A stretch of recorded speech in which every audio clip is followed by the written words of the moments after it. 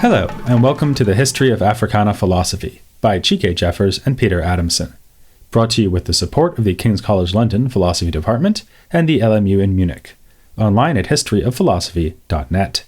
Today's episode, Pyramid Schemes, Philosophy in Ancient Egypt. Near the beginning of Aristotle's Metaphysics, there is an interesting reflection on the development of abstract thought. Aristotle thinks that only humans are capable of this because only we can rise above memory and experience of individual things to reach the level of universals. This allows us to develop the arts and sciences. No doubt, he muses, the very first inventor of the very first art must have been admired as wise and superior above all others. So perhaps Aristotle would have appreciated our own musings about prehistoric humanity in episode 2. He then points out that arts would generally have been developed for their usefulness, or to give pleasure.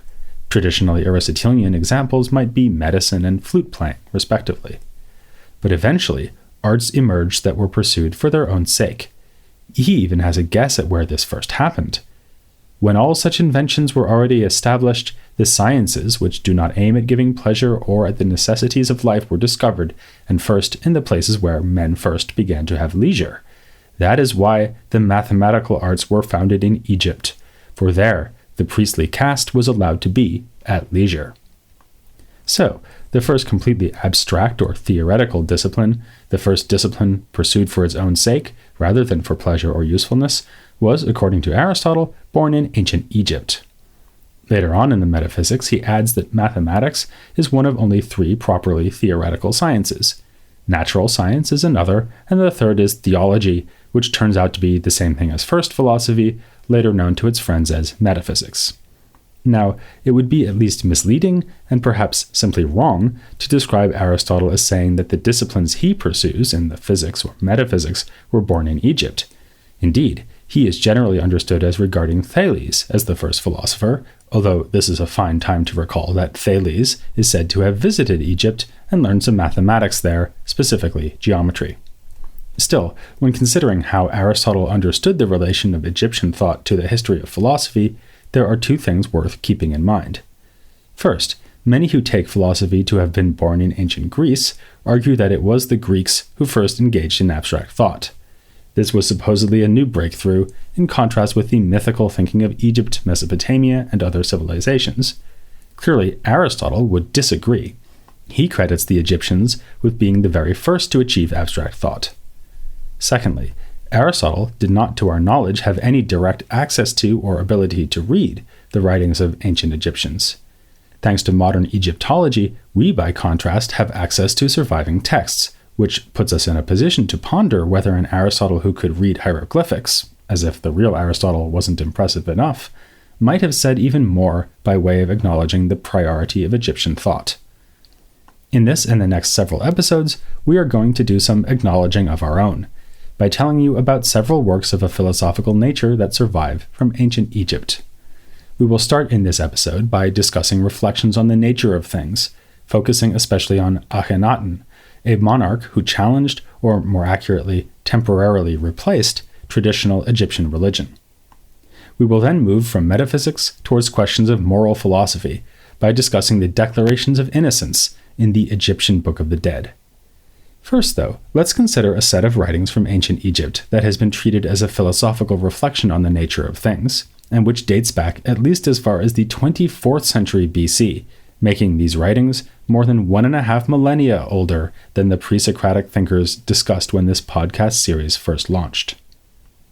The writings in question are known as the Pyramid Texts. They are, or at least appear to be, sets of spells, intended to serve the royal owners of the tombs in which they were inscribed during their journey into the afterlife.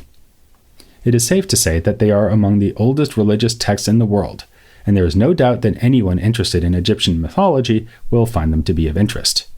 Whether they are in any sense philosophical is a more difficult question. Here is a quotation from what may be the oldest pyramid text found in the tomb of Unis, the last king of Egypt's 5th dynasty. Pull back baboon's penis. Open sky's door. You sealed door, open a path for Unis on the blast of heat where the gods scoop water. Horus's glide path will Unis glide on. in this blast of heat where the gods scoop water. And they will make a path for Unas, that Unas may pass on it. Unas is Horus. As this quotation suggests, the pyramid texts are exciting to read, but also very difficult to understand. Can we discern any philosophy here? A scholar named Susan Brind Morrow has recently argued that the answer is yes.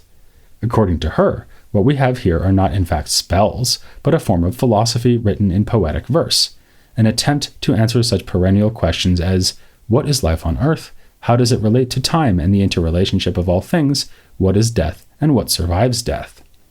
Another scholar, and a translator of the pyramid texts, James P. Allen, is not impressed. He has criticized Morrow's work as a misrepresentation of the texts, a poet's impression of what she thinks the text should say, and not a reflection of what they actually say. Rather than getting hung up on the question of whether to bestow the name of philosophy on these inscriptions, let's step back and consider the cosmological vision that can be pieced together from the pyramid texts and subsequent related writings. We mentioned Thales earlier, who is famous for believing that all things are in some sense derived from water. In light of that, it's intriguing that the creator God envisioned in these texts is not described as simply always having been there. Before the existence of anything else, he emerged out of Nun, the primordial waters. Given that Thales is said to have visited Egypt, some have wondered whether he may have picked up his water obsession there along with his skill in geometry. If so, it would be a case in which mythological representations of things influenced philosophical doctrine, not the last time we'll observe this phenomenon in the present series of podcasts. But whatever lines of influence may be found here, it would be a profound mistake to reduce Egyptian thought and its reflection on the nature of things to mythology. Take Imhotep, who lived during the 3rd dynasty of Egypt, somewhere around the 27th century BC. He is sometimes celebrated as the first great scientific thinker of the ancient world. He was the chief advisor to King Djoser, the first king of Egypt to have ordered the construction of a pyramid. The step pyramid of Djoser, which can still be visited today, is a major feat of engineering, and it is Imhotep who is credited with being its architect. An inscription at the base of the statue found in the step pyramid tells us that Imhotep was also an administrator, a high priest, and a sculptor. Already he's starting to rival our hypothetical hieroglyphic reading Aristotle in the annals of polymath geniuses, but there's even more. Later generations of Egyptians remembered him first and foremost as a master physician. He was eventually deified as a god of medicine, and later still identified by the Greeks with their demigod of medicine, Asclepius. There is an ancient Egyptian medical text known as the Edwin Smith Papyrus, which is remarkable for its systematic and relatively magic-free approach to diagnosing and treating injuries. Some Egyptologists have speculated that Imhotep could be its author. Even if Imhotep did not write the words set down on that papyrus, though, we still have reason to think that he composed works of lasting importance. 2 texts, the Song of the Harper from the tomb of King Intef and the Immortality of Writers, both of which were evidently written many centuries after Imhotep's time, invoke him as a paradigmatic example of a beloved and oft-read author. Both texts thematize the way that our wise words may live on after we die. So it is a sad irony that we do not seem to have access to any words that can be ascribed with certainty to Imhotep. On the bright side, he is included alongside other named authors who did, in some cases, write, or to whom are ascribed texts that have survived in whole or in part. In most cases, those texts are instructions, which belong, as we'll discuss in the next episode, to a tradition of moral philosophy. Did Imhotep likewise make his literary mark through insights into the question of how one ought to live? Or was he solely remembered for texts that exhibited his knowledge of the human body as a great physician, like what we can read in the Edwin Smith Papyrus? Perhaps he even set down in writing the fruits of his expertise in the manipulation of materials as a sculptor, engineer, and architect. The most philosophically exciting possibility of all, of course, is that in his writing he somehow combined and synthesized these varied interests. But let's move on now to someone whose words can still be read today, Akhenaten, the monumentally important king who was seen by many as the first known proponent of monotheism. His reign in the mid-14th century BC has been called perhaps the most exhilarating, uncertain, dynamic, and bizarre period in Egyptian history. He inherited the throne from his father, Imhotep III, and was initially known as Imhotep IV. Early in his reign, though, he renamed himself Akhenaten, which might be translated as he who acts effectively on behalf of the Aten. The Aten was a sun god, or perhaps one aspect of the sun god, specifically its representation as a disk in the sky. Akhenaten elevated the Aten as a god above all other gods, and eventually made it the official religious view of the kingdom that there was no other god but the Aten. To reflect this new belief, he ordered the daunting task of removing the names and images of any other gods from temples, tombs, and monuments. Along with his wife Nefertiti, who held a position of equality with her husband, unmatched by most other Egyptian queens, Akhenaten oversaw massive changes in the society he ruled, including the founding of a new capital, Akhenaten, where a roofless temple facilitated very direct worship of the Aten. There can be no doubt that one effect of Akhenaten's religious revolution, if not its primary motivation, was to concentrate power in Akhenaten's hands, for he positioned himself as the son of the Aten, and the only one capable of fully knowing and interpreting the will of this solitary divinity. To see Akhenaten's monotheism as nothing more than a power grab, though, would be to overlook its philosophical interest. Consider the beginning of a text generally assumed to be composed by him, the Great Hymn to the Aten. It reads, "You rise in perfection on the horizon of the sky, living Aten, who determines life. Whenever you are risen upon the eastern horizon, you fill every land with your perfection. You are appealing, great, sparkling, high over every land. Your rays embrace the lands as far as everything you have made." Two themes are especially worth emphasizing here: the universal reach of the Aten and the naturalistic description of this god as the visible shining sun. The way the Aten fills every land with light points us towards the way that monotheism may naturally be connected to a sense that the world itself is a unity, despite all the distances and differences between those of us who live in it. According to Akhenaten, the Aten is the ultimate source and the active sustainer of all lands, near or far. When he mentions specific neighboring lands in the Middle East and Africa, like the Levant to the northeast and Nubia to the south, their positioning in relation to the Aten suggests a kind of equality with Egypt, a surprising contrast to the way that ancient Egyptians usually insisted on the superiority of their own land to all others. Akhenaten also celebrates the diversity of the world, treating linguistic differences and even the physical difference of skin colors as the benevolent doing of the one God who created all of these people. Here, theological innovation appears to have brought about a new understanding of what human beings share and how that relates to what makes us different from one another. His theological purposes notwithstanding, though, this is also a highly naturalistic text. It is obvious that the Great Hymn to the Aten describes the physical sun as we see it in the sky. This may not sound like a radical break with tradition. After all, one of the few things most of us will know about Egyptian gods is that one of the most important was Ra, a sun god. Like most Egyptian gods, however, Ra was traditionally represented with human and animal features. By the time Akhenaten's father reigned, Ra was often fused together with the god Amun as Amun-Ra and depicted with a human body and a falcon's head.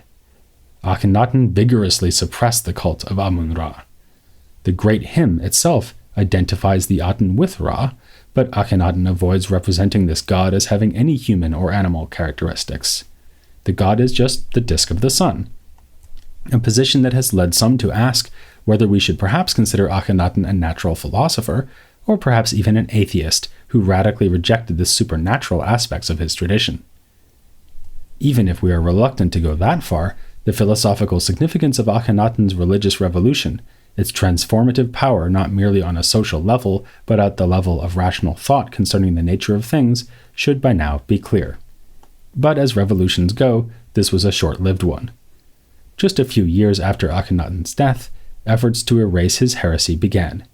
His son, Tutankhaten, took the throne at the age of 9 and changed his name to Tutankhamun, thus indicating the resurrection of the worship of Amun-Ra. Listeners may more readily recognize the modern shortened version of his name, King Tut. Despite famously dying while still a teen, Tutankhamun had time enough to initiate the return of Egypt to the religious traditions interrupted by the brief embrace of monotheism.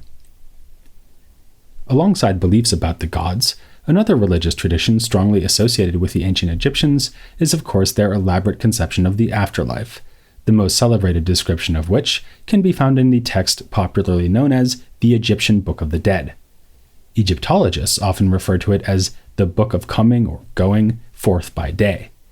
Individualized versions of it were prepared for burials, in a practice that evokes the earlier pyramid texts. Like those earlier inscriptions, the Book of the Dead touches on cosmological issues, but what is perhaps most intriguing to the philosophical eye is what it has to say about morality. Chapter 125 of the Book of the Dead features what have been paradoxically labeled the negative confessions, that is, confessions about what one has not done. But they're also known less oxymoronically as the declarations of innocence. The person journeying into the afterlife confronts a tribunal of 42 gods, and addresses each of them individually in order to assert innocence of various kinds of wrongdoing. Some of the declarations are, I have not stolen, I have not slain people, I have not destroyed the food offerings, I have not told lies, I have not had intercourse with a married woman, I have not been hot-tempered, I have not been impatient, and my voice was not loud. To which it is natural to respond, really? Are you sure you haven't done any of that? The declarations take place in the Hall of the Two Truths, and in keeping with this, one of the declarations is that no lies have been told. Yet it seems irresistible to suspect that any person undergoing this process will make declarations, not least that one about having told no lies, that are simply untrue. So, is this series of declarations more like a spell, meant to guarantee unfettered passage through the afterlife? If so, perhaps the demand for strict adherence to truth would be misplaced. Yet, this list of wrongdoings remains an expression of ancient Egyptian ethics, a kind of not-to-do list, which offers us an implicit guide about how one should live. One person who has stressed their importance is a thinker alive today who we'll cover later in his own right, Maulana Karenga, the African-American intellectual and activist who is most widely known as the inventor of the holiday Kwanzaa. Karenga wrote a doctoral thesis in social ethics at the University of Southern California and published that thesis as a book entitled Ma'at, The Moral Ideal in Ancient Egypt. Karenga identifies the declarations of innocence as a central source of ancient Egyptian moral principles and practice. More generally, the point of his groundbreaking study is that Egyptian thinking about morality is not merely a matter of historical interest, but offers the basis for a living ethical tradition. Of course, however important as a source of ethics they may be, the declarations do not represent philosophy in an explicitly argumentative mode, and for that matter, neither does Akhenaten's great hymn. So, skeptics out there may be wondering whether philosophical thoughts in ancient Egypt were ever presented in that form. Do any writings offer a reasoned defense of ethical doctrines, instead of just setting out those doctrines or alluding to them implicitly? Our positive answer will come in the form of another episode on ancient Egyptian thought, in which we will focus on the genre of writings known as instructions, or teachings. After that episode, even the most skeptical of listeners should be like an Egyptian alligator that has wandered up onto the shore, no longer in denial. That's here next time on The History of Africana Philosophy.